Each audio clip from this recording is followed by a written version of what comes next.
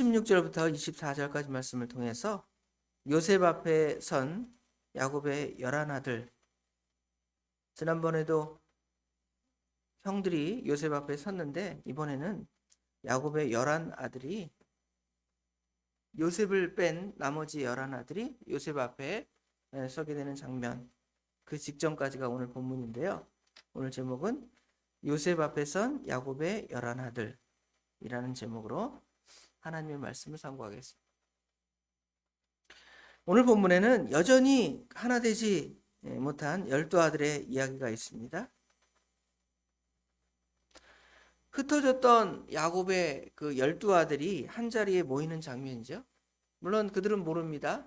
요셉은 죽었을 것이다, 아니면 노예로 지금 여전히 살고 있을 것이다 의 생각을 갖고 있지, 지금 그 총리가 요셉이고 자기 11형제와 요셉과 합쳐서 12형제가 다 모였다고 결코 생각하지 못하고 있을 것입니다.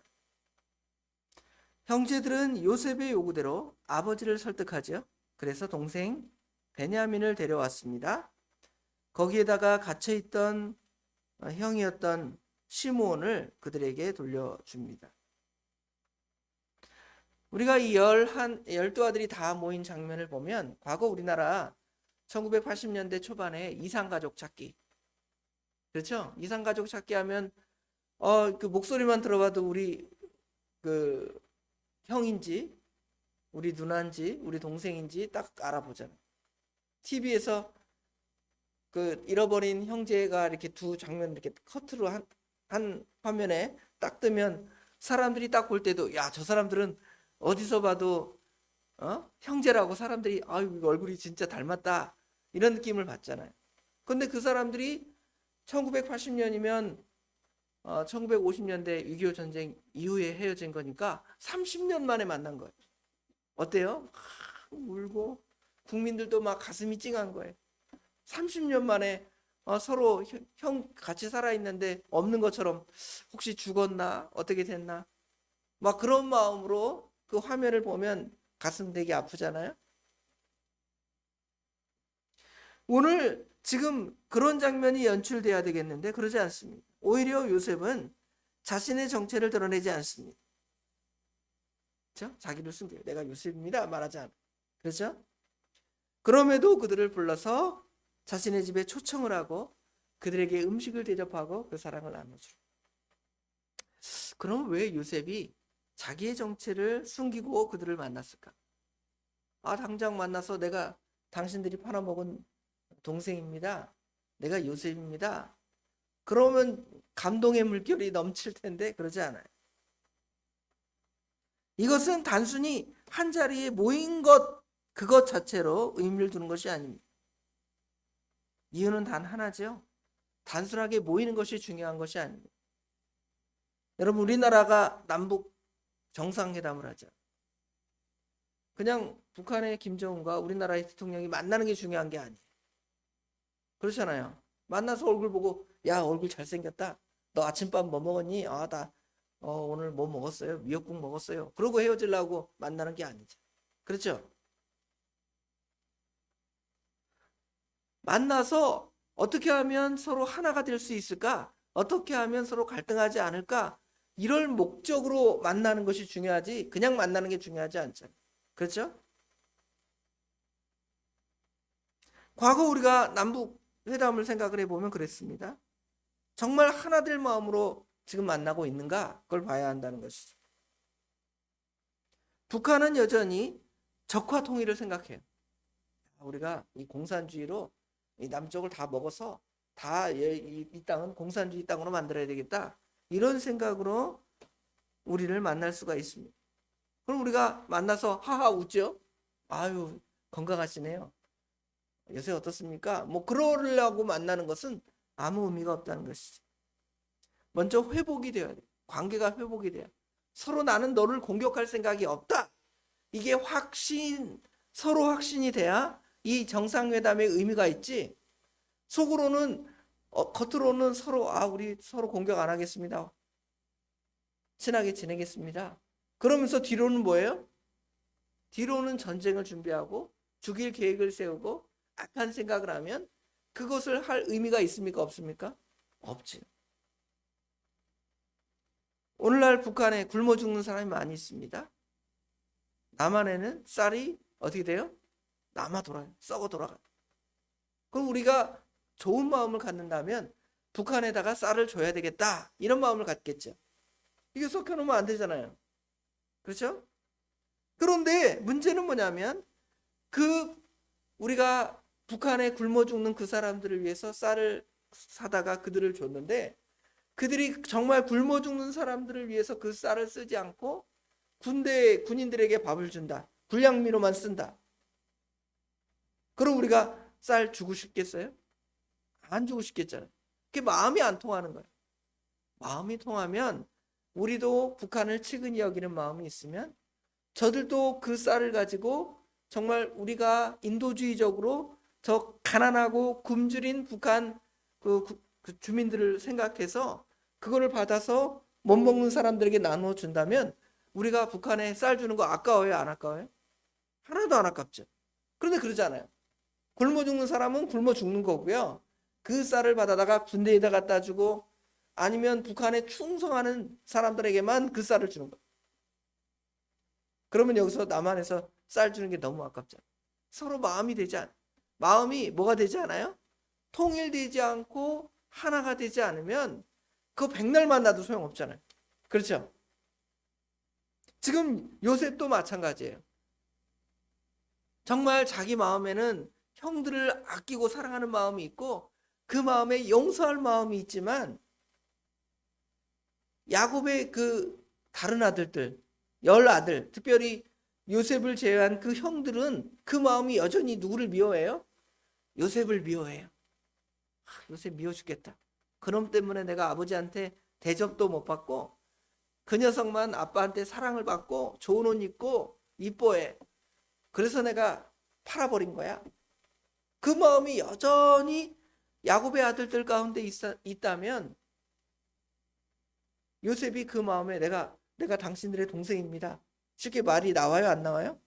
말이 안. 입에서 말이 안. 그리고 이제 정말 나에 대해서 어떻게 생각하는지를 보려고 어제 누구를 데려오라 그랬습니까? 베냐민을 데려오라는 거예요. 그래서 정말 베냐민을 사랑하는 마음, 형들이 베냐민을 사랑하는 마음이 있으면 누구도 사랑하는 거예요? 요셉도 사랑하는 거 알잖아요. 그런데 여전히 베냐민 미워해요. 그러면 누구도 미워하는 거예요? 요셉도 미워하는 거잖아요. 그거를 알아보기 위해서 정말 하나 되기 위해서 내가 당신들이 판 동생 요셉입니다 말하자. 그리고 그들을 시험해서 그들로 하여금 자기들의 잘못을 깨닫게 하고 정말 그들에게 참된 사랑, 진정한 사랑의 의미를 가르쳐주기 위해서 자신의 정체를 밝히지 않은 것입니다. 요셉은 요셉의 형들에 대해서 사랑하는 마음과 또 그들의 마음의 진실에 대한 그것들의 갈등이 있는 거예요. 그것이 갈등이 있는 겁니다. 내가 형들을 사랑하지만 형들이 진짜로 하나님 말씀에 바로 섰는가 안 섰는가 그게 중요하니까 지금 베냐민을 데리고 와서 시험하는 것입니다. 그랬더니 실제로 누구를 데려왔습니까? 베냐민을 데리고 온 것이죠. 요셉은 베냐민이 그들과 함께 있음을 보고 그렇죠? 보았습니다. 그리고 청지기를 시켜서 자기 집으로 데려와서 짐승을 잡고 점심밥을 같이 먹는 거예요. 그렇죠?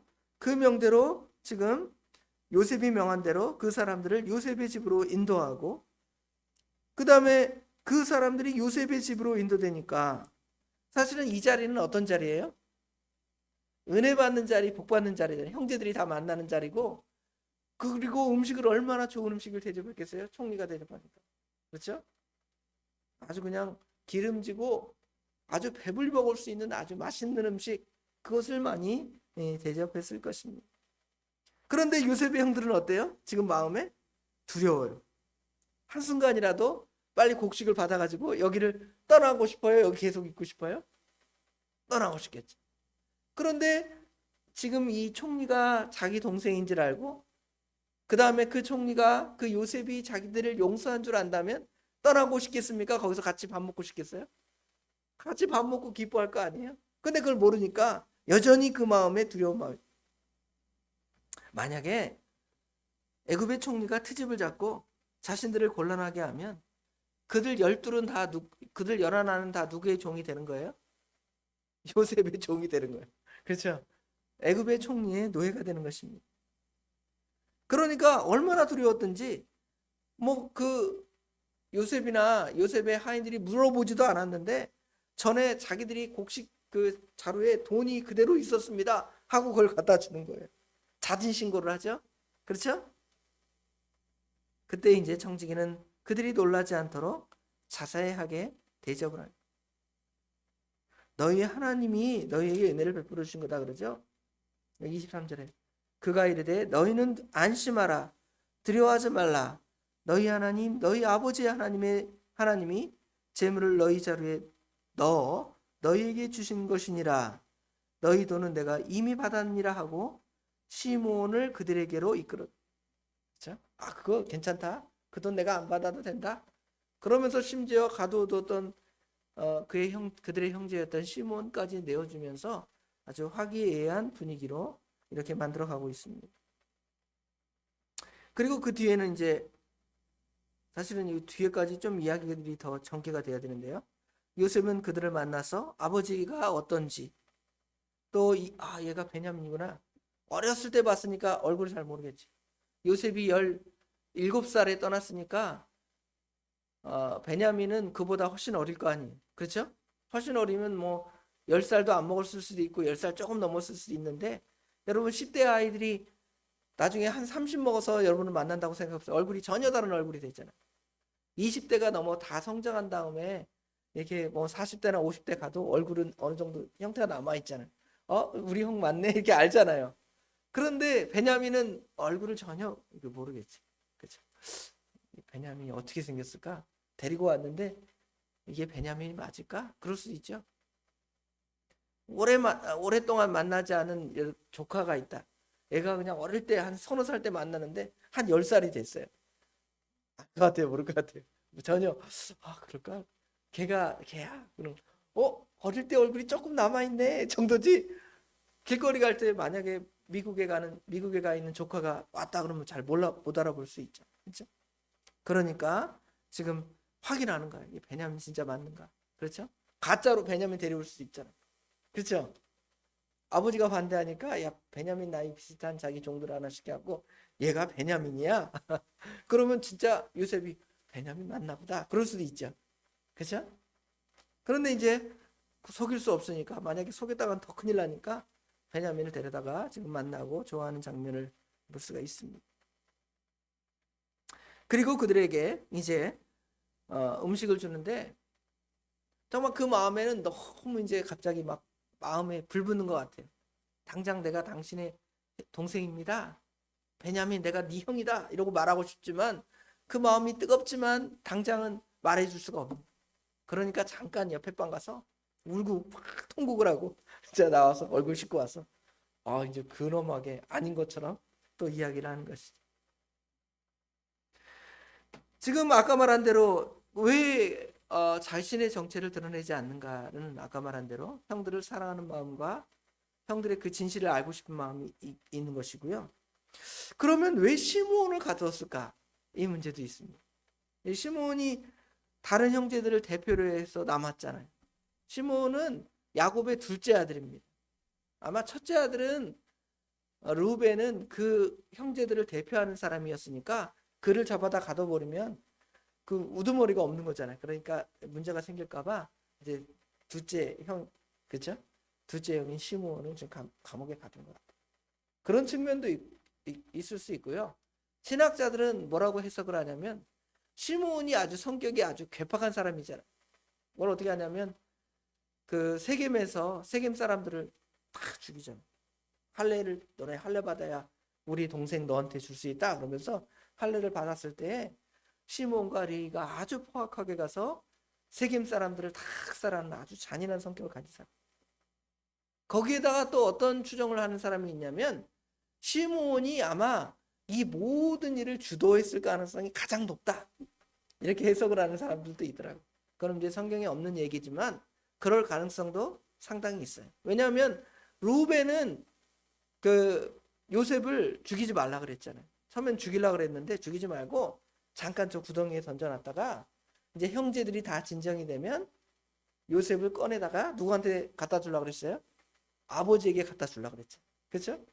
그런데 루벤이 어떤 상황이었는지 거기 없으니까 나머지 형제들이 가서 갖다 팔아먹었죠. 그럼 이 일을 누가 주도했을까? 그 사람들이 생각할 때 시므온이 그 일을 주도했을 가능성이 높다. 그러니까 지금 요셉이 그 시므온을 가두어서 시므온을 더 연단하는 것이지. 그렇죠? 그런 여러 목적을 따라 시므온을 지금 감옥에 가두었지만 그래도 그를 이제 형제들 가운데 두면서 형제들로 하여금 두려워하지 않도록. 그렇죠? 물론 경계를 하겠지만 자기 동생이라는 걸 알기 전까지는 계속 경계를 하겠죠. 그러지만 두려워서 여러분 어디 가서 두려워서 같이 밥 먹을 때 소화 되겠어요? 안 되겠어요? 소화 안 돼. 총리 만나서 밥 한 끼 먹었더니 소화도 안 돼. 대통령 만나갖고 밥 먹으려고 그랬더니 너무 어려워서 소화가 안 되네요. 이럴 수도 있잖아요. 그죠? 그러니까 편안한 자리를 만들어줘. 형도 꼭 데려다 주고, 야, 너 이렇게 괜찮다. 근심하고 걱정하지 말아라. 전에 너희 돈자루 가져가 있던 거, 그거 다 하나님이 너에게 주신 거니까 염려하지 말아라. 하면서 그들의 마음을 위로하지. 그럼에도 요셉이 나는 요셉입니다 라고 말하지 않는 이유는 계속 형들의 마음을 어떻게 하는 거예요? 시험에서 여기 44장에 보면 그 시험을 통과할까요? 통과하지 못할까요? 통과해. 통과하니까 이제 45장 1절에 보면 요셉이 시종하는 자 앞에서 그 정을 억제하지 못하고 소리를 지르고 그 형제들에게 내가 요셉입니다. 그렇죠? 그 증거가 뭐냐면 여기 이제 나중에 은잔을 베냐민 가방에다 숨겨놓고 자루에다 숨겨놓고 야, 어? 요거 도둑이다 이러잖아요. 그러다가 거기서 누가 나서냐면 유다가 나서. 안 됩니다. 이 동생은 아버지가 가장 사랑하는 아들이고 내가 대신해서 내가 당신의 노예가 되겠습니다. 이렇게 선한 마음을 갖는 걸 보니까 아, 형들이 진짜 누구를 사랑하는 거예요? 아, 동생을 사랑하는 거예요. 베냐민을 사랑하는 거예요. 전에는 자기를 미워했는데 그걸 증거가 됐잖아요. 아, 그러니까 이제 나를 사랑하는 그걸 알고 내가 요셉입니다. 그렇죠? 요셉이 지혜로운 거예요. 그냥 용서한 게 아니에요. 우리도 하나님께 그냥 용서받는 게 아닙니다. 물론 하나님이 용서하고자 하는 마음 생각이 있으니까. 그런데 어떻게 우리가 하나님의 은혜를 받아요? 내가 죄인입니다. 나 같은 것을 위해서 우리 예수님께서 십자가에 못 박히셨습니다 라고 어떻게 하는 사람? 고백하고 인정하는 사람이 하나님으로부터 위로를 받는 것이 나는 죄인이 아닙니다. 나같이 떳떳한 사람이 어디 있습니까? 나는 남한테 사기도 안 치고 도둑질도 안 했습니다.